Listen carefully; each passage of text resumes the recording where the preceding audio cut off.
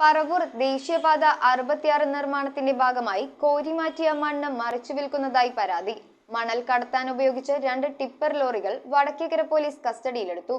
സംഭവത്തിൽ സ്വകാര്യ വ്യക്തികളടക്കമുള്ള ആളുകളിലേക്കും കൂടുതൽ അന്വേഷണം വ്യാപിപ്പിക്കുമെന്നും വാഹനങ്ങൾ വരുന്നത് നിരീക്ഷിക്കുമെന്നും പോലീസ്.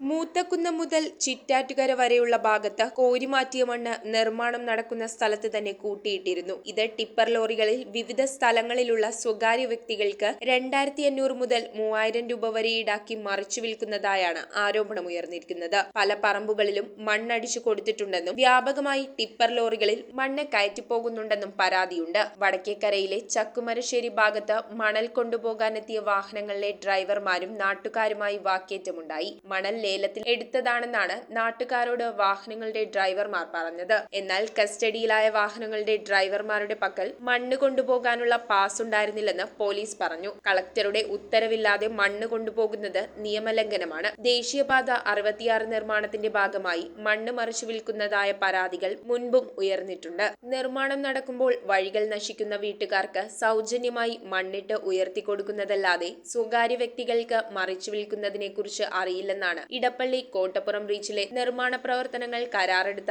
കമ്പനിയുടെ അധികൃതർ പറയുന്നത്. ഈ റോഡിന്റെ പണിയിൽ ഇവർ ചെയ്തേക്കണ കൃത്രിമം വെച്ചിട്ടുണ്ടെങ്കിൽ ഇതിന്റെ അടിയിൽ മൊത്തം ഡ്രഡ്ജ് ചെയ്ത മണ്ണുണ്ടെന്ന് അടിയിൽ ഫിൽ ചെയ്താക്കിന്. ഈ മേൽമണ്ണ് മൊത്തം തടുത്തു വിട്ട് വെച്ചേക്കണേ. അത് മുകളിലിടാവുന്ന നല്ല ഉഗ്രം മണ്ണാണ്, സൂപ്പർ മണ്ണാണ്. ആ മണ്ണ് ഉണ്ടാകുന്ന മണ്ണ് അതൊക്കെ മൊത്തം ഈ വണ്ടികൾ വന്ന് കയറ്റിക്കൊണ്ടുപോയി.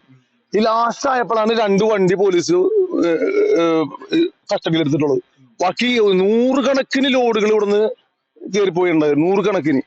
ഇത് ഇങ്ങനെ ഇവര് രഹസ്യമായിട്ട് ഇങ്ങനെ കടത്തിക്കൊണ്ടുപോയി വിറ്റ് കാശുണ്ടാക്കണ ഉദ്യോഗസ്ഥ. ചിലപ്പോ ഈ കോൺട്രാക്ടറായിട്ടുണ്ടാവില്ല, ഇവിടുത്തെ മേലുദ്യോഗസ്ഥന്മാർ, ഇവിടുത്തെ കോൺട്രാക്ടർ കീഴിലുള്ളവരാ ഉദ്യോഗസ്ഥന്മാരും മറ്റുള്ളവരൊക്കെ കൂട്ടുന്നുണ്ടായിരിക്കും ഇതിന്റെ ചെയ്യുമെന്നാണ് എന്റെ വിശ്വാസം. സംഭവത്തിൽ സ്വകാര്യ വ്യക്തികളടക്കമുള്ള ആളുകളിലേക്കും കൂടുതൽ അന്വേഷണം നടത്തുമെന്നും വാഹനങ്ങൾ വരുന്നത് നിരീക്ഷിക്കുമെന്നും പോലീസ് അറിയിച്ചു. News bureau, Paravur. ആദ്യ കാഴ്ചയിൽ നിങ്ങളുടെ മനസ്സിൽ പതിയുന്ന ലൈറ്റ് വെയ്റ്റ് സ്വർണ്ണാഭരണങ്ങളുടെ വൈവിധ്യമാർന്ന കളക്ഷൻസ്.